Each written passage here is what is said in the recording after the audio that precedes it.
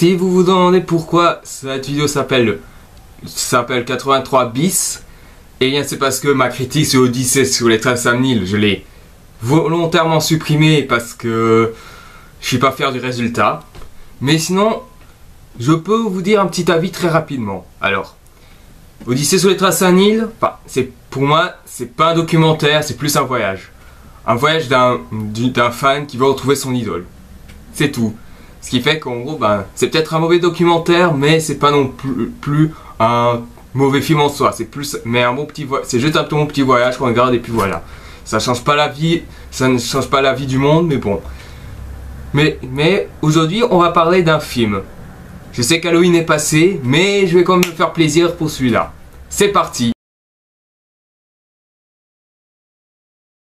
Bonjour tout le monde, soyez bienvenus à ce nouvel épisode de CVGVC. Donc aujourd'hui, Cagoulman et Prince Molestia ne sont pas là parce que je leur ai donné quand même un peu de vacances. Mais aujourd'hui, on va parler d'un film assez vieillot. Mais vieillot dans le sens que vous allez bientôt voir pourquoi. Un film vraiment magnifiquement mauvais, dont il est réalisé par un certain Charles Band, réalisateur des Evil Bong, et bien sûr son film, l'un des films les plus connus.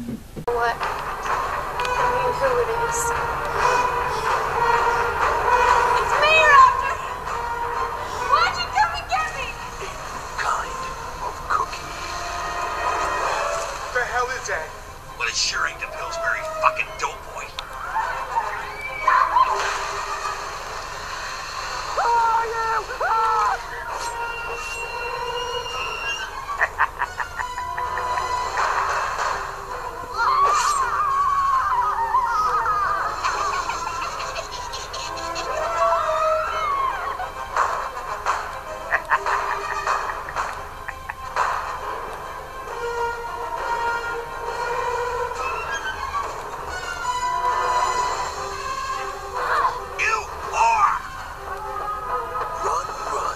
As fast as you can.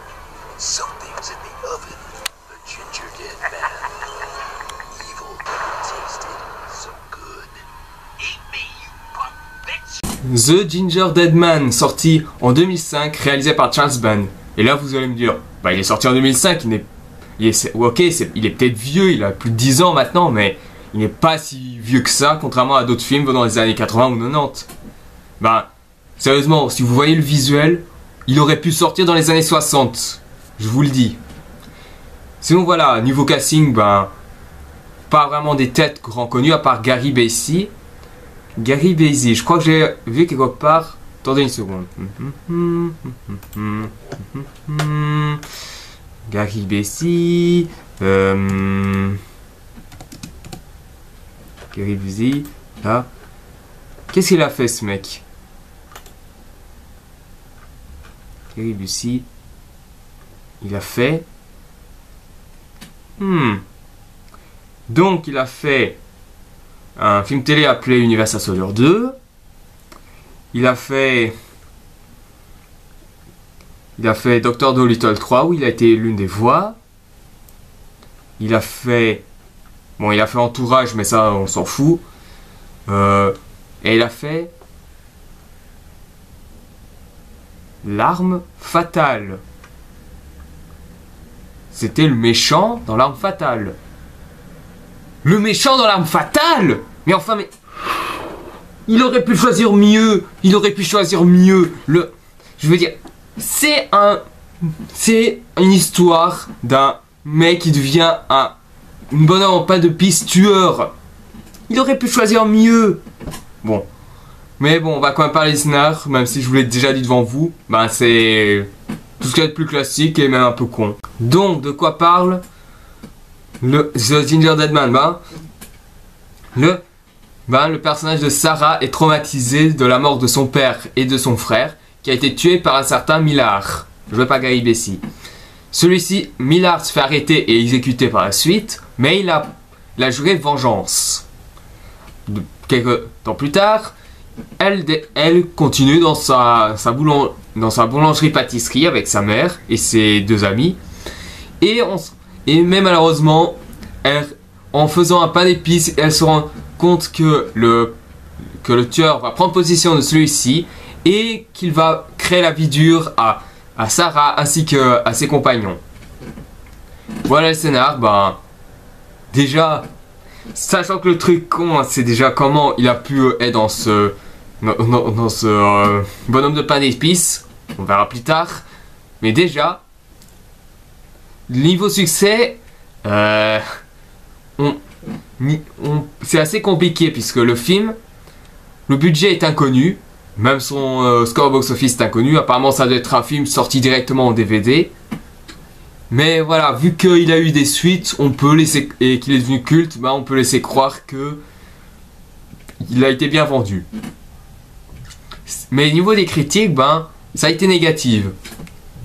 Je dis bien négative. Et malgré ça, Rotten Tomatoes, pour eux, négatif c'est 60%. What? Bon, je sais, après c'est la vie de chacun, mais 60% pour des critiques négatives, voilà. 60% c'est juste bien, mais il y a des efforts, mais il y a encore des efforts. Bon, au lieu d'entrer dans les détails, déjà, pour commencer dans la critique, le début, c'est directement, bam, comme ça. Directement, premier meurtre, en mode humain, et là, le père de Sarah, avec un grand courage, décide d'aller attaquer le tueur avec un couteau. Devinez quelle arme gagne. Et le gagnant, c'est le pistolet. Et on remercie notre cher con de papa qui est mort connement parce qu'il il était désavantagé. Epic fail, hein. Être un héros, c'est pour la prochaine fois. Puis ensuite, c'est le frère qui décide de se lever pour discuter avec le tueur. Une très mauvaise idée. Et bien entendu, tout ce qu'il lui demande. Attendez, j'ai pas d'arme sur moi, d'accord? Écoutez, vous venez de tuer mon père. Qu'est-ce que vous attendez? Nous, on n'a rien à vous donner. Alors finissez ce que vous étiez en train de faire et foutez le camp. Tu la fermes. Baissez votre flingue, je t'ai dit de la fermer. Bon, alors répète-moi ça avec un peu plus de conviction pour voir. Baissez votre flingue immédiatement. Oui, il lui demande de baisser son arme et de les laisser tranquilles. Super! Tu crois que le tueur, il va répondre comment?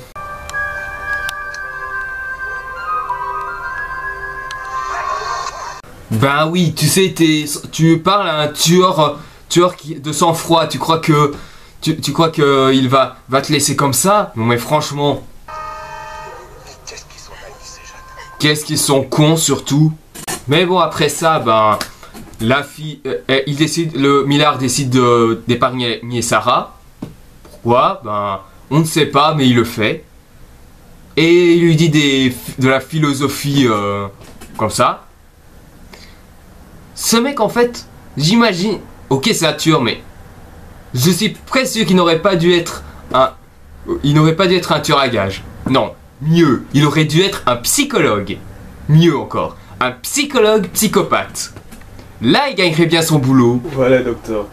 Aujourd'hui, mon problème, c'est que depuis que je suis au Fazbear Pizzeria, je vois des animatroniques partout. Et qu'est-ce qu'ils vous font, ces animatroniques? Ils me rendent fou.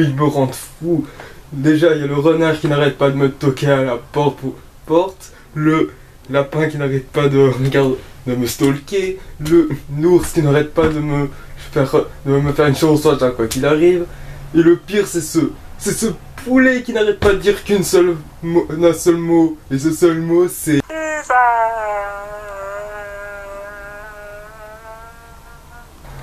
Docteur, est-ce que c'est grave?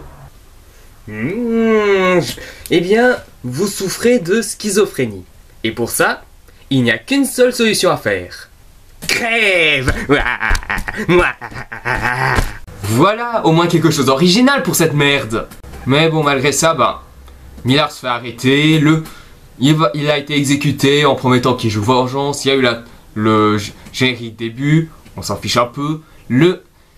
Et bien entendu, Sarah se rend compte d'autres problèmes, quand par exemple sa mère qui devient saoule à chaque fois et qui embête ses voisins, des nouveaux voisins. Ils ne connaissent même pas, ils ne savent même pas ce qu'ils veulent et directement, bam bam, ils croient qu'ils veulent leur voler la vedette. Je sais pas, j'imagine que ça doit être des gens gentils, hein, mais j'imagine que comme vous les avez emmerdés, ce sera quoi leur réponse à votre avis? Voilà ce que j'apprécie chez vous plus que tout. Vous n'y allez pas par 4 chemins. Comme votre maman, mis à part son goût pour la boisson. Voilà ce que j'en dis. D'ici un an, mon restaurant sera devenu une référence.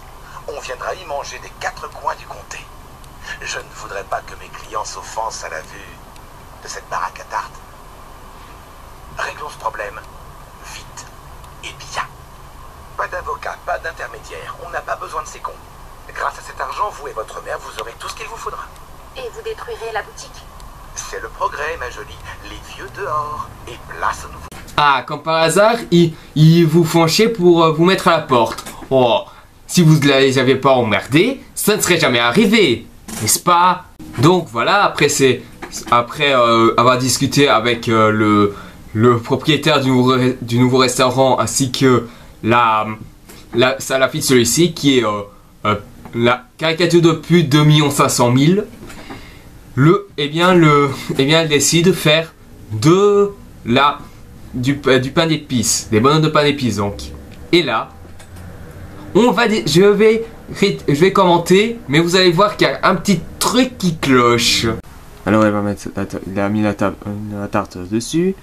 Elle va donc l'étaler un peu partout pour que comme ça, elle puisse faire le pain d'épices. Parce que là, ok, là, bien. Donc elle l'aplatit bien pour pouvoir confectionner le pain d'épices. Ok, jusque là ok. Elle le presse pour le pain d'épices. Jusque là ça va. Après tout ce qui manque, c'est de donner la place à l'endroit où t'as mis le truc en fer. C'est bon. Ok, ça fait de la place. Voilà, ça fait un petit bonhomme en pain d'épices. Bon, bizarre, mais au moins c'est ça. Ça fait un joli pâté. Maintenant, ce qu'il fait, c'est le mettre au four et ensuite. Qu'est-ce qu'elle fout? Attends, est-ce qu'on peut faire ça là? Ok, stop. Je ne suis pas un excellent cuisinier, je ne suis pas non plus ultra fort dans la pâtisserie, mais au moins ce que j'ai retenu, c'est que si tu veux décorer ton pain d'épices, tu le fais après la cuisson. Tu ne le fais pas avant. Tu risques d'enlever le côté esthétique. Ça abîmera le pain d'épices, quoi. Plus que de le décorer. C'est pour ça que le gâteau, c'est comme les gâteaux. Tu le décores après. Tu ne vas pas le faire directement comme ça. Normalement, après la cuisson, tu dois d'abord le glacer pour pouvoir faire la décoration. Je dis bien qu'il y a des trucs qu'il faut un peu changer, mais là c'est un truc primordial dans la pâtisserie. Je ne chipote pas là. C'est de la simple logique, quoi. N'importe quel pâtissier, il vous dirait la même chose, quoi. Mais bon, con comme elle est, autant être con jusqu'au bout. Mais donc le pire cochon à Sarah arrive, à savoir la pute 2 500 000, qui a décidé d'envoyer un rat dans la réserve. Et entendu, il y a un petit combat entre eux. Et comme, bien entendu, Sarah avait mis la cuisson pour le pain d'épices, le pain d'épices prend une forme assez étrange. Et après le combat, ils détruisent le boîtier électronique, ce qui, bien entendu, crée des décharges pour réveiller le tueur qui est dans le bonhomme de pain d'épices. Et là, j'ai une question très simple. Comment il fait pour ressusciter dans ce pain d'épices? C'est même pas une histoire de fantôme, c'est une histoire de tueur dans un bonhomme de pain d'épices qui doit tuer des gens. Et qu'on peut expliquer comment il a fait pour être dans ce pain d'épices. Dans Chucky, c'était normal puisque le tueur avait des connaissances vaudou, donc c'est normal que son âme est dans la poupée. Mais là, elle est où? On ne sait même pas si c'est son fantôme, si durant la mort dans la chaise électrique lui a fait cracher du sang et il est tombé dans de la pâte. Enfin, et le pire, c'est même pas le sang du tueur, quoi. C'est le tueur, c'est le sang du meilleur ami de Sarah, à savoir Brick, qui est catcheur également. Et ben, là, franchement, faut qu'on m'explique si le sang sur la pâte, ce n'est pas le sang du tueur. Alors comment le tueur est dans le pain d'épices alors? Parce que ne dites pas que c'est les décharges, parce que franchement ça m'étonnerait que des décharges peut ressusciter un mort-vivant dans du pain d'épices et encore moins dans de la nourriture. Donc cet argument-là sera complètement refusé. Donc après le petit combat, il y a le petit copain entre guillemets qui est sur cette méchant mais qui est gentil, qui arrive, qui voit ce qui se passe, qui les sépare. Et bien entendu, il voit que quelque chose a bougé dans le four. Donc ils ouvrent le four et là, ils vont découvrir quelque chose d'incroyable. Oh, c'est gêné. Ah, mais qu'est-ce que t'as mis à cuire là-dedans? Il ne reste plus rien. Disons que c'est un peu trop doré. Au contraire, ce teint à lait me va si bien. Mais qu'est-ce que c'est? Ce qui est sûr, c'est que je n'ai rien à voir avec l'autre con de roi du pain d'épices. Ah. Mais c'est quoi ce design? On dirait une crotte vivante. Mais franchement, c'est ça le tueur, c'est ça son design. Oh mon dieu. Ça m'étonne pas qu'il est devenu culte ce film. Et donc de son côté, le méchant très gentil, il dit une phrase carambar. On lui fait faire le tour des plateaux de télévision. On peut se faire du blé avec un gâteau qui parle. Ou le contraire, des gâteaux avec du blé. Yay! Et de son côté, la mère, elle décide elle va dans la réserve et bien entendu, elle entend des bruits et c'est là qu'elle découvre le Ginger Deadman donc. Je crois qu'elle va morfler, de ce que je pense. Mais sinon, ce qu'on sait, c'est que elle va décider de le toucher. Pourquoi? Je sais pas, mais elle veut le faire. Et comme elle est très conne, il se passe ça. Ma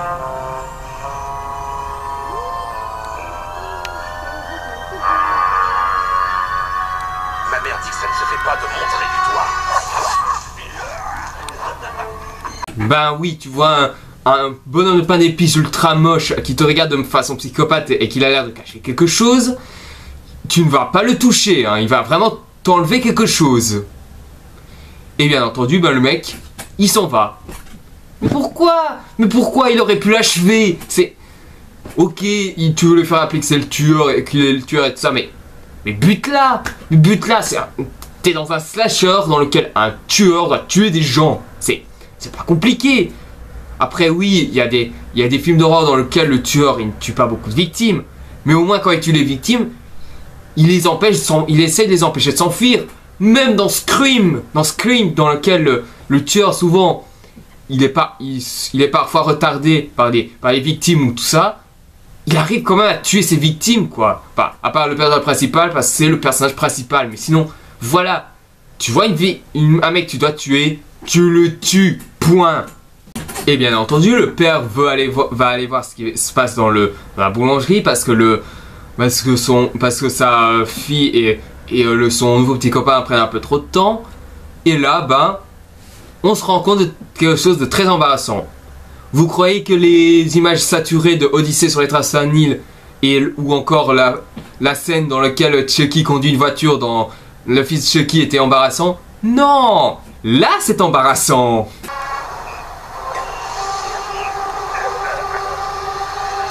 Ouais, le Ginger Deadman conduit une voiture. Donc en gros, vous ne verrez jamais dans votre vie un film dans lequel un bonhomme de pain d'épices conduira une voiture pour tuer des gens. Et le père, il est mort de manière complètement conne, écrasé par cette voiture. tragique, tellement c'est hors champ. Et donc, après la mort tragique du père de la pute numéro 2 500 000, il y a le méchant, très gentil, qui parle avec Sarah. Ils ont une relation, c'est magnifique, ils disent qu'ils se connaissaient, blablabla. Donc, ils vont aller retrouver la pute 2 500 000 avec un outil très indispensable pour se battre. Et bien entendu, il découvre quelque chose, il décide d'aller le voir. Et là, la pute 2 500 000.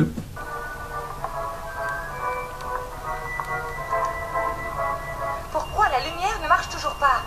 Je devrais écouter papa, il a raison, tu n'es qu'un bon arrière. Attention, papa Si je trop suis loin. la paix pour une fois. Ah ouais? Tu le prends comme ça? Pourquoi il faut toujours que tu sortes des saloperies à tout le monde? Là, t'es en train de... Et alors, tu veux le dire à ça ton va, père? du calme.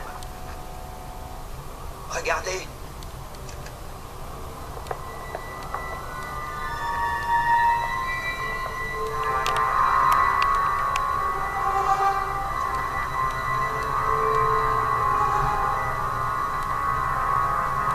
On va voir?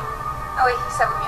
Ne me dites pas que vous voulez ouvrir cette porte. Il pourrait y avoir un blessé à l'intérieur. Ah, eh bien, puisque vous avez des idées aussi stupides l'un que l'autre, je vous laisse. Je vais sur le parking attendre papa. Ouais, c'est ça, ton père va crever. Grosse pute. Non mais sérieusement, est-ce qu'il y aura un moment où on va l'achever, cette fille? Parce que franchement... Ah oui. Je sais dans quel endroit elle peut être achevée.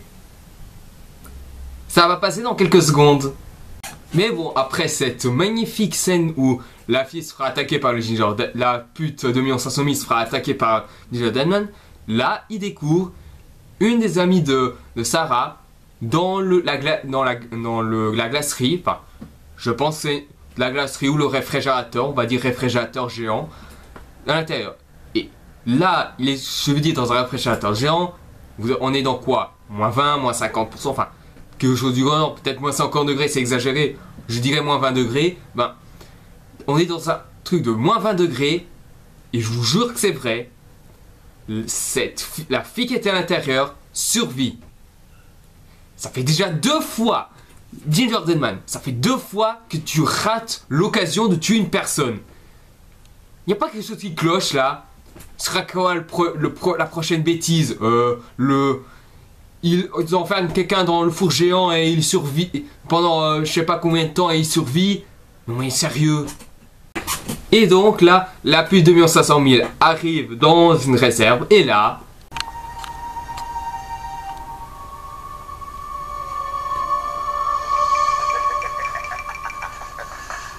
Un petit soin du visage. Bon ok, il a blessé le visage, mais après tu la butes, ok? En fait non, il décide de la laisser partir. Mais putain mais... essaye de tuer quoi, je sais pas mais... tuer dans un slasher, les slashers normalement c'est des meurtres à gogo quoi. Quoi, quand est-ce que tu vas tuer? Ça fait déjà 3 fois que tu...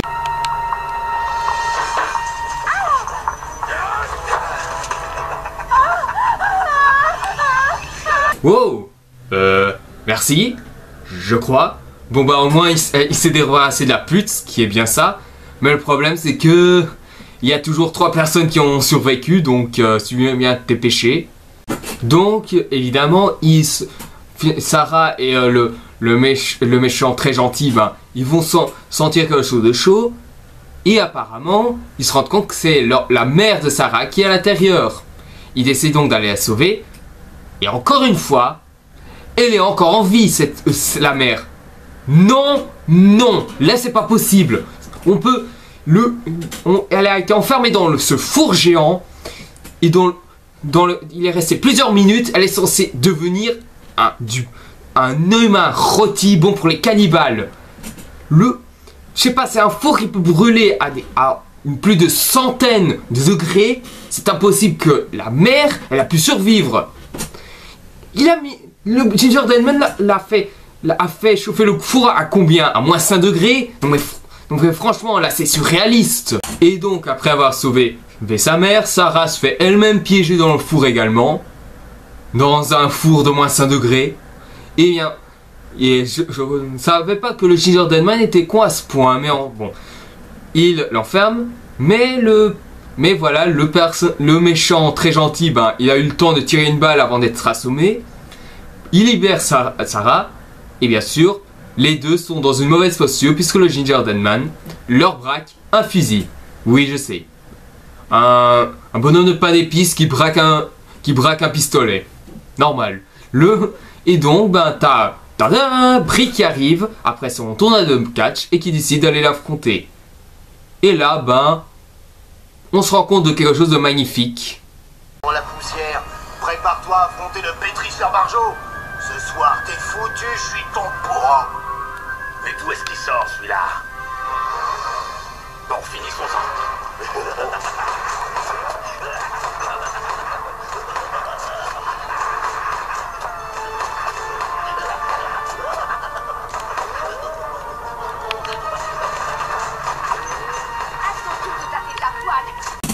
Oui, on se rend compte que le Ginger Deadman est un tueur pourri et que il ne sait pas viser. C'est magnifique. Franchement, ça veut dire qu'on regarde un slasher avec un bonhomme plein d'épices qui tue des gens pour qu'il ne tue presque personne et qui en plus de ça se fait battre facilement.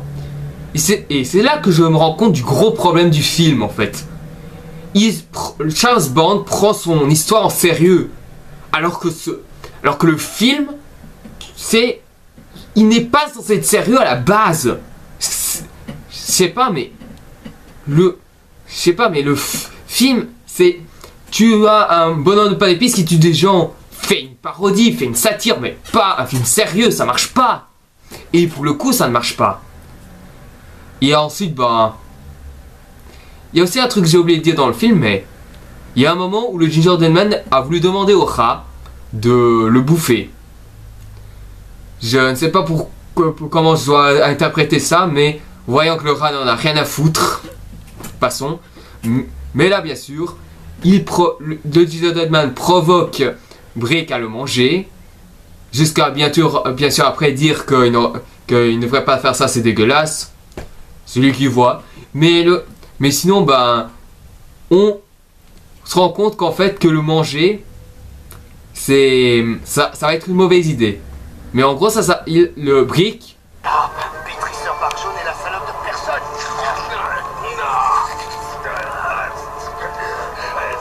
Donc voilà, il finit par le manger. Mais voilà, il lui arrive quelque chose de beaucoup plus magnifique. On se rend compte que. De ma voix. Ben oui, comme apparemment quand il a mangé, il y a eu du sang qui coulait, ben le sang est entré dans son corps et donc Millard le contrôle. Youpi! Encore une fois, on a perdu l'occasion d'avoir une fin parce qu'ils ont décidé de garder encore le tueur un petit peu. Et bien entendu, celui-ci finalement se fait tuer dans le four. Là pour le coup, ça le tue, alors que avant, ça n'a pas marché ni sur Sarah ni sur sa mère. Mais bon, au cas où on en est, voilà. Et finalement, ils sont heureux, ils sont contents. La boulangerie n'est pas fermée. Et là, ben, on se rend compte à quel point il y a eu des suites. Ainsi, une vieille dame est passée il y a à peine quelques minutes pour déposer une boîte de ses petits chefs-d'œuvre. On les croirait vivants.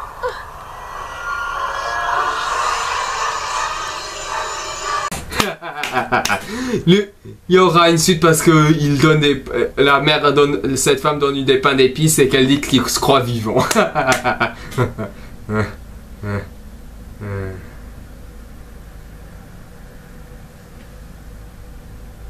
Vous voyez ça?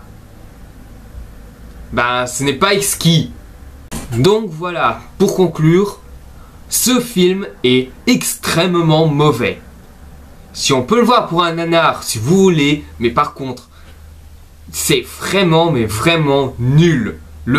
Les acteurs que j'ai oublié, quand les gars, ils sont tellement, mais tellement, bon, à côté de la plaque, leur jeu est vraiment fade. Le pain d'épices Du moins le tueur est risible, il ne tue presque personne. Et en plus de ça, ben, si on voulait vraiment prendre cette histoire au sérieux, ben, ce serait mieux que les personnages lui donnent un coup de pied ou l'écrasent pour finalement terminer le film. Mais non, ils décident de courir. Les jeunes ne sont toujours pas connus pour leur intelligence dans les films d'horreur. Et les effets sociaux, ben, on dirait les effets sociaux des années 60. Alors que même des effets spéciaux des années 60 fonctionnent beaucoup mieux. L'histoire, ben, on s'en balèque, c'est tellement mauvais que c'est extrêmement risible.